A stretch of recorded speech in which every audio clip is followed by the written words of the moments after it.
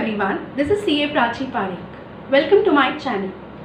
As we all know, the International Arbitral Court's decision in the case of Vodafone came in a few days back, holding the Indian government to be in violation of the India-Netherlands Bilateral Investment Treaty and directing it to pay INR 40 crores to Vodafone as part compensation towards the legal costs incurred by it, and also directing to refund back all the amount of taxes collected so far. The decision of Vodafone in the Indian tax scenario was indeed a landmark decision because it caused a series of retrospective amendments in the Income Tax Act in India. It was criticized to be vindictive, not just locally, nationally, but also by investors across the globe.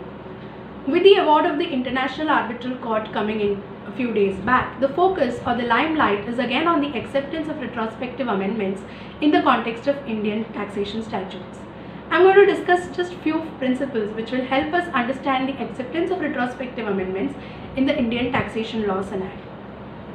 First and foremost, retrospective amendments are quite likely to have sure-shot implications because they don't just affect the existing contracts, but they have complete potential to cause reopening of such transactions or proceedings which have already attained finality or have been completed.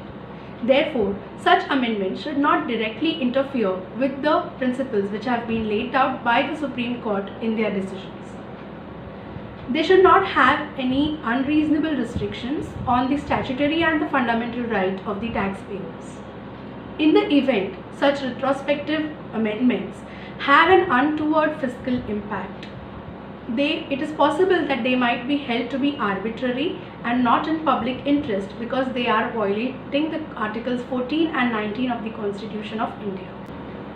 Talking of the Indian tax scenario, it is not new for us to be faced by this spate of retrospective amendments as far as the taxation statutes are concerned.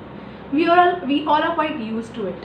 However, one thing we should always note that under the guise of being clarificatory in nature, these kind of retrospective amendments should certainly not cause a change in the legal position or the legal stand which is to be taken in a particular issue just because it is a result of some inconvenient interpretation. To discuss this, retrospective amendments still remain a tool with the government to bring about any changes which they deem to be fit in the Indian taxation statutes, and it is one evil which we all have to live with. Thank you.